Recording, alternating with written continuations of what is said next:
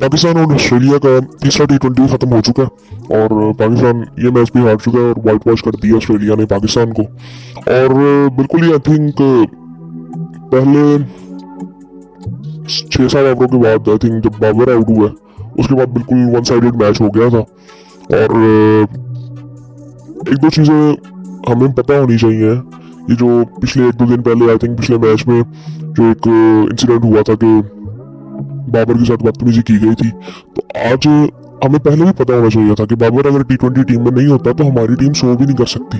और ये आज हमें दोबारा नजर आया। पहले कई दफा ये चीज पता चल चुकी हुई है कि आज उसके 41 रन हैं 28 बॉलों पे, 146 का स्ट्राइक रेट है। और अगर ये निकाल दें आप तो आपका स्कोर 100 भी नहीं होता और आपने 117 किया। सो ये और ये ना ये जो प्लेयर खेल रहे हैं ना यही है। इनसे बेहतर कोई ऐसा नहीं जो बाहर बैठा हुआ है। हम यहाँ पे बात कर सकते हैं कि इस टीम को अगर आगे जाके बेहतर करना है तो हम 2-3 प्लेयर्स की बात अगर करें, मोहम्मद हारिस है, फखर है, साइम है, उनको डाल लेते हैं। आप यहाँ से निकालेंगे किसको?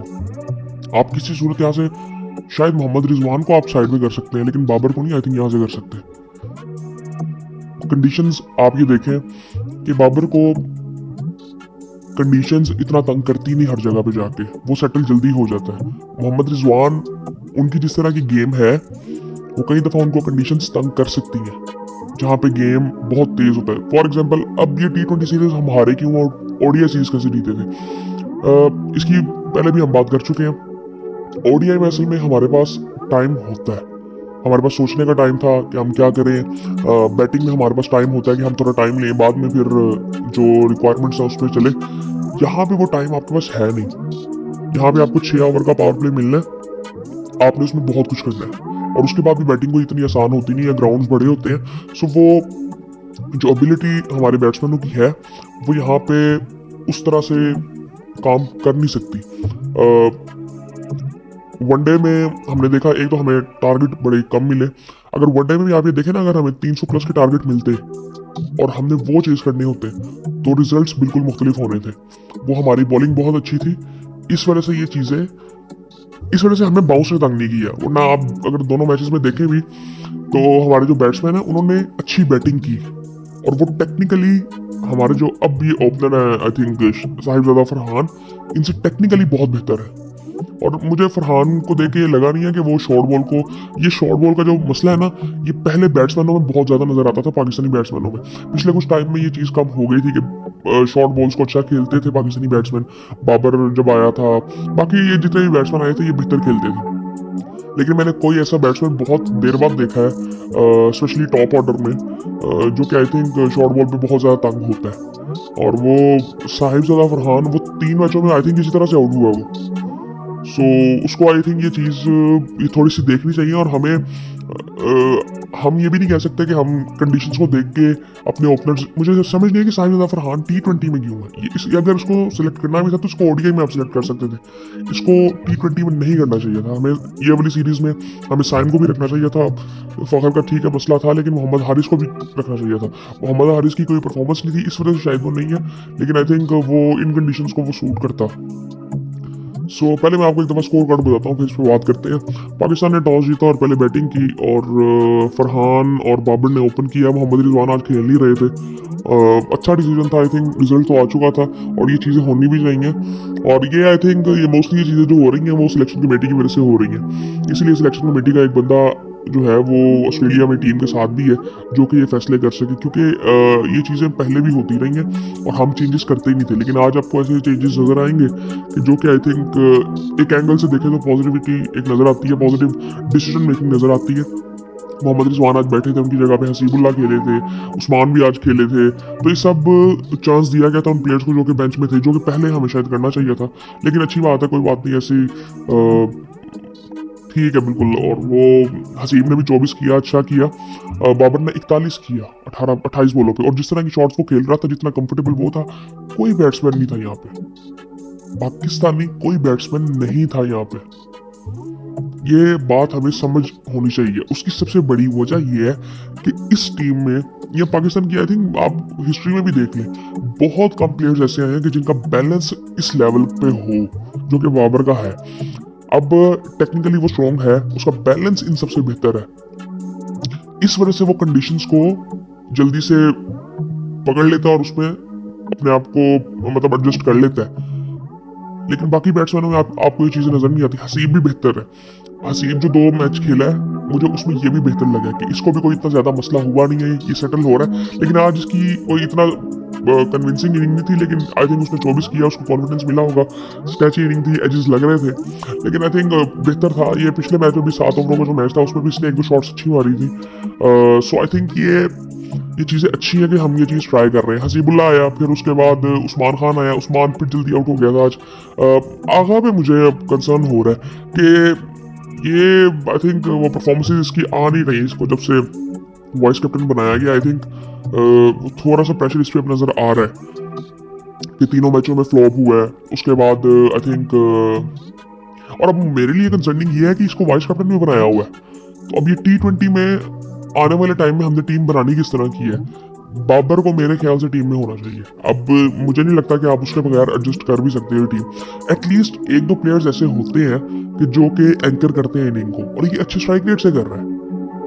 सो अगर मुझे इन तीनों में चुनना पड़े, रिजवान, बाबर और आगा में, तो मैं तो बाबर की तरफ जाऊंगा, क्योंकि वो टेक्निकल उसके चांस बहुत ज्यादा है कि वो टीम के लिए इम्पोर्टेंट होगा as a batsman. So I think ये आने वाले टाइम में पता नहीं क्या होता है, क्योंकि मुझे लगता है कि वो तीनों प्लेयर पाकिस्तानी टीम में होने चाहिए। हारिस हो गया और फ़खर हो गया और क्या नाम है उसका, साइम अयूब, वो तीनों प्लेयर्स होने चाहिए। मुझे ये लगता है कि शायद अब्दुल्ला भी इनमें से मिडिल ऑर्डर में अगर आता है तो वो इनसे बहुत बेहतर हो सकता है। उसकी इनिंग्स T20 में 1-2 इनिंग्स ऐसी है, उसको उस तरह से अपॉर्चुनिटीज मिली ही नहीं। डोमेस्टिक में भी इतनी कोई ज़्यादा नहीं मिली आई थिंक, लेकिन उसकी मैंने इनिंग्स देखी थी लाहौर कलंदर की तरफ से जब वो खेला था।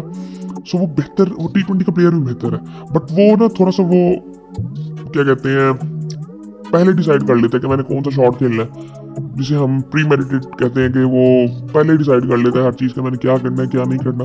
सो आई थिंक वो थोड़ा सा उसको देखना चाहिए, वो भी हो सकता है। लेकिन आने वाले टाइम में पता नहीं क्या होता है, क्योंकि हमारी T20 की जो रिक्वायरमेंट्स है वो अभी ये प्लेयर्स तो पूरी नहीं कर रहे, और इसके अलावा कोई हमें नज़र भी नहीं आते ऐसे जो कि एकदम आके सारा कुछ चेंज कर देंगे, क्योंकि कंडीशंस का बहुत ज़्यादा फर्क पड़ता है। अब यहाँ से हम जिम्बाब्वे जाएंगे, तो अगर वहाँ पे चीज़ें ठीक हो जाती हैं, सब अपना अपना स्कोर कर लेते हैं, सीरीज जीते, तो उसका मतलब ये नहीं कि हमारी टीम बहुत अच्छी है T20 के हिसाब से, ऐसे नहीं है। सो ये सारी चीज़ें अब हमें देखनी है। तो सबसे पहले तो अब हमें चैंपियंस ट्रॉफी आने वाली है, उसमें काफ़ी चीज़ें आज हो रही हैं। आज प्रेस कॉन्फ्रेंस भी की थी मोहसिन नकवी साहब ने, सो उसमें भी काफ़ी आई थिंक देखता हूँ मैं उसमें बात इतनी ज़्यादा कोई करने वाली है नहीं, कोई नई बात इतनी खास नहीं है वैसे, लेकिन आई थिंक की जा सकती है उस पर बात।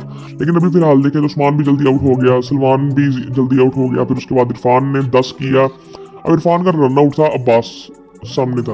अब यहाँ पे ये गेम अवेयरनेस की बहुत कमी है टीम में, हमारी टीम में जनरली हमारी टीम में बहुत कमी है। जहांदाद खान, हाँ आपके पास एक अच्छा ऑप्शन शान का भी हो सकता था एज एन ओपनर, बट मतलब ऑप्शन हमारे पास बेहतर है कि जिनके पास एक्सपीरियंस भी है इन कंडीशंस का। लेकिन आई थिंक वो अभी कॉम्बिनेशन एक ढूंढना ना, स्पेशली T20 के लिए, वनडे में भी अभी ज़रूरत तो है अभी, लेकिन उसमें आई थिंक उसमें तो बहुत जल्दी देखना होगा कि हमें क्या टीम आगे लेके जानी है। चैंपियंस ट्रॉफी आने वाली है, टेस्ट में 2 टेस्ट जीते हैं तो वो थोड़ी सी बेहतरी नज़र आ रही है, लेकिन उसमें कंसिस्टेंसी होती है, चेंजेस कम होते हैं। सो उसमें भी बॉलिंग की अभी हमें ज़रूरत है कि अच्छे बॉलिंग लाइनअप हो। और बाकी उसके बाद शाहीन ने नीचे से आके 16 किया, जिसकी वजह से 117 हो गया, वरना अदरवाइज ये 100 नहीं हो रहा था। और इसमें भी हाई स्कोर आप देखें बाबर का, और बाबर की हम बात कर रहे थे, और पिछले मैच में किसी ने बदतमीजी से की थी। आई थिंक वो जहालत हम दुनिया भर में जाके दिखाते हैं अपनी कि हम हैं कौन। और आई थिंक उस पर तो मुझे लगता है कोई लीगल एक्शन भी होना चाहिए, और ये पहले एक दफ़ा हुआ भी था मेरे ख्याल से कि ये बदतमीजी करने पे आई थिंक होना चाहिए इन चीज़ों पे एक्शन। और खैर उसके बाद 117 पे ऑल आउट हो गई थी, पूरे ओवर्स पाकिस्तान ने खेले नहीं, 19वां ओवर अभी शुरू हुआ था। और ऑस्ट्रेलिया की तरफ से अगर देखें तो एरन हार्डी ने 3 आउट किए, जेम्पा ने 2 आउट किए, नेथन एलिस ने 1 आउट किया, स्पेंसर जॉनसन ने 2 आउट किए। यार ये बॉलर अच्छा लग रहा है यार, स्पेंसर जॉनसन अच्छी बॉलिंग करता है, ये मुझे अच्छा लगा ये बॉलर। उसके बाद जेवियर ने 1 आउट किया। सो उन्होंने डिसेंट बॉलिंग की सबने। और उसके बाद फिर जब ऑस्ट्रेलिया बैटिंग के लिए आया, मैथ्यू शॉट जल्दी आउट हो गया, जेक फ्रेजर मगर्क ने 18 किया, फिर वो आउट हो गया। जहांदाद ने उसको आउट किया। शाहीन ने मैथ्यू शॉर्ट को पहले आउट किया था। उसके बाद फिर मार्कस स्टोनिस आया तो उसने बिल्कुल ही साइड पे कर दी गेम। इंग्लिश ने 27 किया 24 बॉलों पे, वो कैप्टन भी है टीम का। और जब स्टोनिस आया तो उसने 61 किया 27 बॉलों पे, 225 का स्ट्राइक रेट, 5 छक्के 5 चौके उसने लगाए और उसने अच्छी खासी फेंटी लगाई सबकी। और शाहीन को भी मार पड़ी उससे। और उसके बाद हारिस की अगर बात करें तो हारिस का भी एक ओवर जो तीसरा था वो बड़ा पड़ी थी उसको मार अच्छी खासी। सो आई थिंक ये अब थोड़ा सा हमें देखना है कि हमारी रिक्वायरमेंट्स क्या है। बस ये चीज़ नहीं होनी चाहिए कि अब हमने ये टूर कर लिया तो आगे अगला टूर जो है अब वो शुरू हो जाएगा तो उसमें सारी चीज़ें ठीक ठीक ऐसे हो जाती हैं, ठीक नज़र आना शुरू हो जाती हैं। जैसे T20 में परफॉर्मेंसेज आ जाती हैं तो हम कह दें कि जी हमारी टीम तो बिल्कुल सेट है। नहीं, ऐसे नहीं है, हमारे मसले हैं और वो हमें ठीक करने हैं। बाकी आई थिंक उन प्लेयर्स की तरफ आई थिंक सोचना चाहिए अब हमें, फखर, हारिस। और बट वो बात वही है कि हारिस की परफॉर्मेंस नहीं थी इस वजह से शायद वो नहीं था, लेकिन आई थिंक देखना चाहिए थोड़ा सा। बट अभी मैं समझता हूँ कि ये जो बेंच स्ट्रेंथ हम ट्राई कर रहे हैं तो इस पर इतनी ज़्यादा कोई बात कर नहीं सकते कि ये चीज़ें ख़राब हैं, ये चीज़ें ठीक है। लेकिन हमें ये देखना कि हम अपनी पूरी बॉलिंग के साथ भी खेल रहे हैं, जो कि आई थिंक बीच में आई थिंक वो मैं नहीं समझता कि अभी हमारी बेहतरीन बॉलिंग है।